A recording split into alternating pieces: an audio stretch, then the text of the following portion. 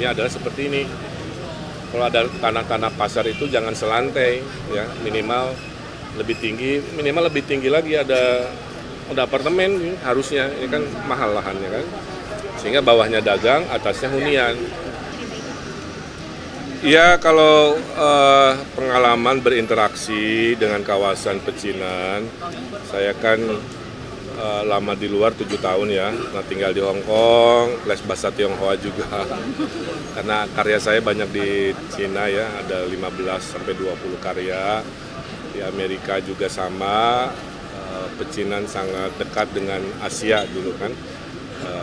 Makanya saya bisa bahasa tadi juga.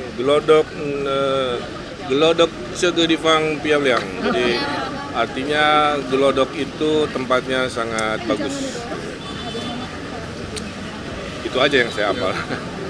Kemudian memang saya lagi kurang fit, saya mencoba obat-obatan tradisional Cina ya.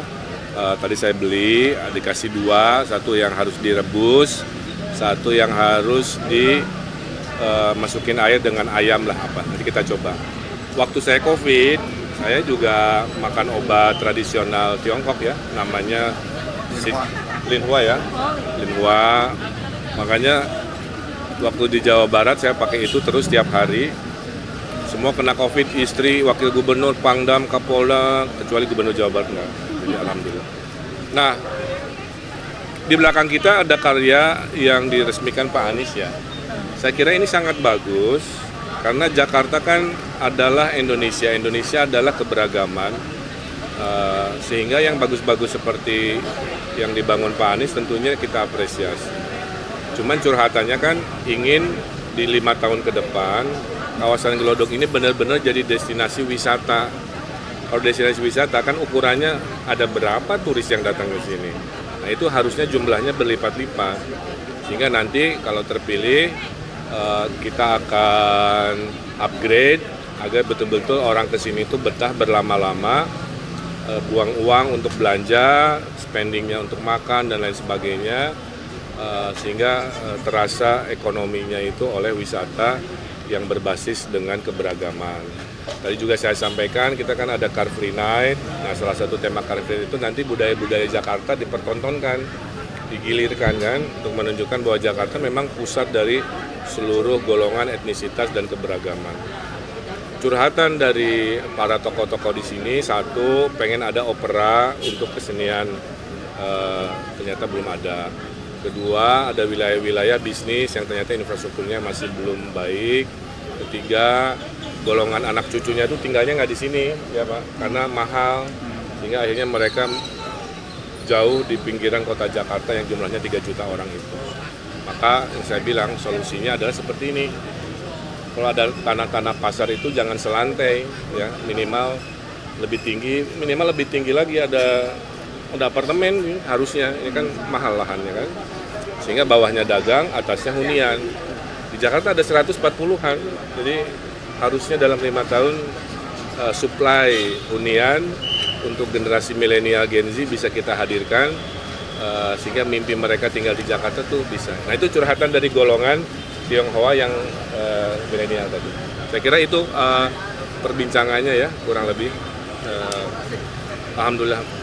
Dan tadi menyampaikan secara informal, para tokoh-tokoh Tionghoa ini mendukung ya Pak? Iya Pak. Mendukung pasangan Ridho, alhamdulillah melengkapi kan, dulu ada deklarasi di Kemayoran yang 22 etnisitas kan, dan lain-lain. Nah itulah semangatnya, dan saya sampaikan tugas pemimpin itu hanya 2, memberikan rasa aman dan nyaman, 2, membawa perubahan. Jadi nanti menilai saya, Pak Sus tuh 2 itu aja. Kehadirannya, kebijakannya membawa rasa aman dan nyaman tidak, khususnya minoritas misalkan ya. Kedua, perubahannya apa, inovasinya apa. Saya kira itu. Sedikit dong.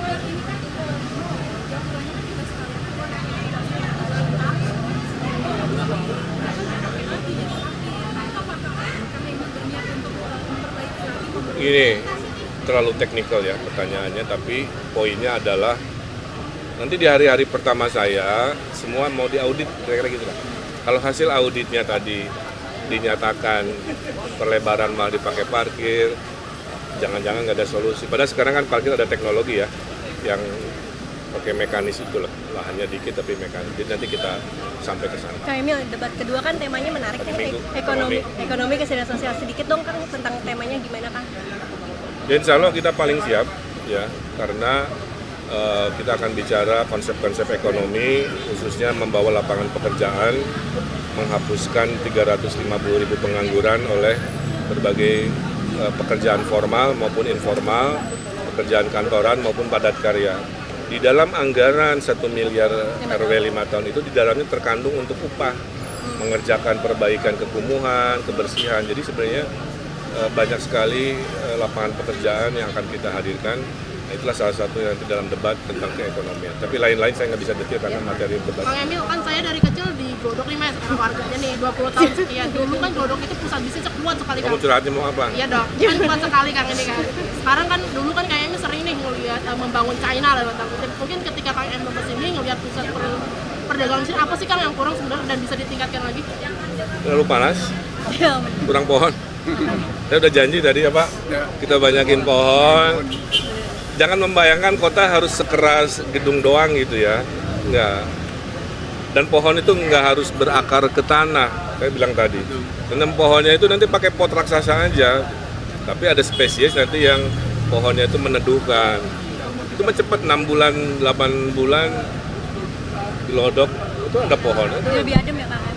Iya, jadi tadi bahwa citra Jakarta panas bisa kita perbaiki, khususnya Glodok yang image-nya bangunan doang, kita nanti gabungkan dengan pepohonan ke hijau-hijauan. Satu itu.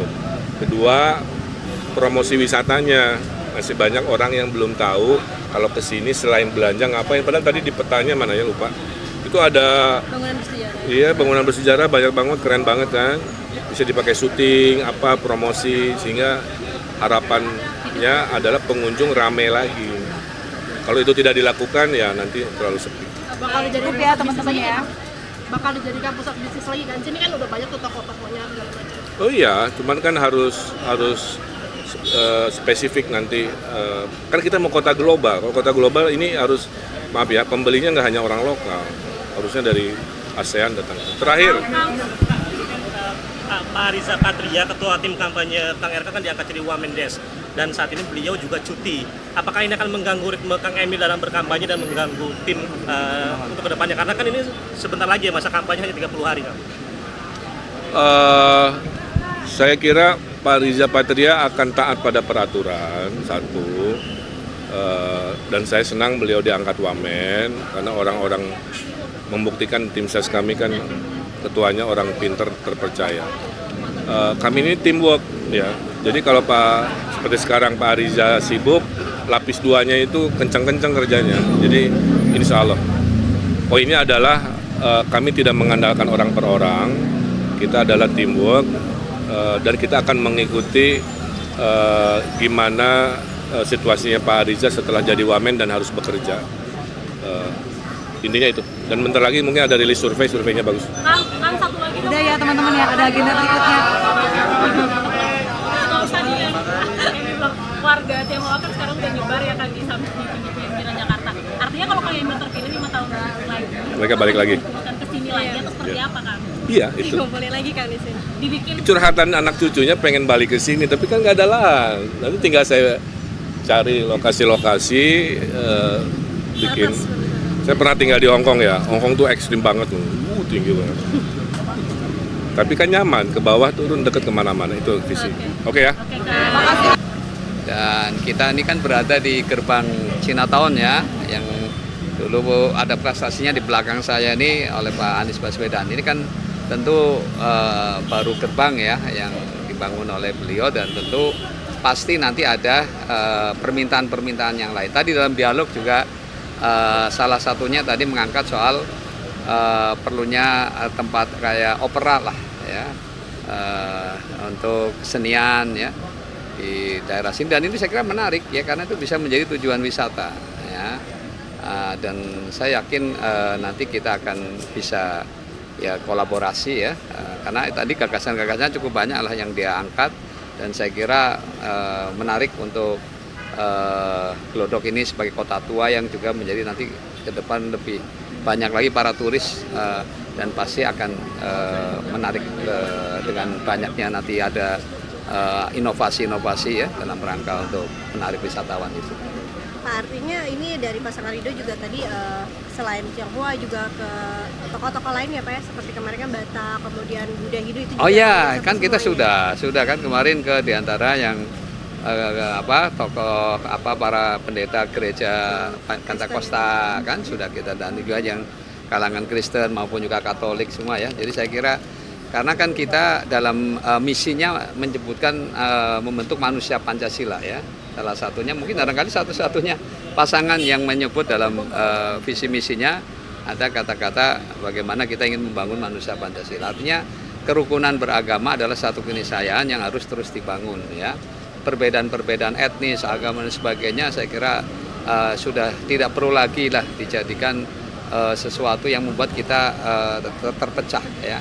Karena kita sudah dulu para pendiri bangsa ini kan sudah menyepakati Pancasila sebagai dasar negara, dan itulah perekat kita ya. Salah satu ininya kan di samping ketuhanan yang Maha Esa kan ada persatuan Indonesia ya. Jadi mudah-mudahan ke depan ya hal-hal yang membelah bangsa kita ini tidak terjadi lagi ya. Kita harus mulai bersatu ya. Contohnya pasangan Ridwan Kamil Suswono kan, makanya jadi Kim Plus kan dulu bersaing ya, dan sekarang bersatu untuk ya memajukan Jakarta. Berarti semuanya berkomunikasi dengan baik ya Pak? Oh semua baik Termasuk kita dengan Pak Anies, Pak? ya. Dengan Pak Anies hubungan Pak Anies ya, saya secara pribadi sudah sempat ketemu ya dengan beliau, artinya secara pribadi sudah ketemu ya.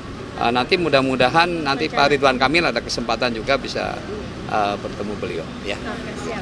Pak Suswono, ini kan kalau Glodok ini kan Kan tadi bicara pribadi, secara Iya. pribadi.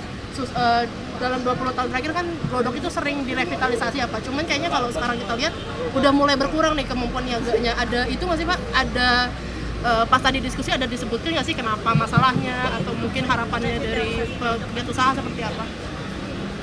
Tadi sih yang banyak dikeluhkan lebih banyak karena ini problem pembangunan MRT ya. Nah jadi ini kelihatannya kan membutuhkan waktu yang cukup lama. Ya ini banyak yang kemudian terdampak. Nah itu aja sih yang dia keluhkan. Ya kita sih mudah-mudahan bisa lebih cepat ya. Karena kemarin kalau nggak salah Wapres yang baru ini kan mengatakan akan diselesaikan, nggak tahu yang di sini atau yang di sana, yang di Rawamangun ya. Yang di Monas ya? Di Monas lah kemarin. Oh Yang iya, di Monas. iya yang katanya akan diselesaikan di 2026. Yang di Monas Pak? Di Monas Pak. Di situ ya? Oh iya, iya. Ya intinya kita kalau bisa misalnya memang dananya ada ya, menurut saya dipercepat lebih bagus karena dampak ekonominya ya kita bisa merasakan lah bagaimana dia harus terdampak dengan pembangunan ini. Kalau misalkan belum selesai gitu Pak, misalkan sampai 2030 kita katakan Pak, ini dari pelaku usaha ada minta relokasi tempat usaha atau seperti apa? Saya kira tidak ada usulan seperti itu, hanya lebih pada percepatan.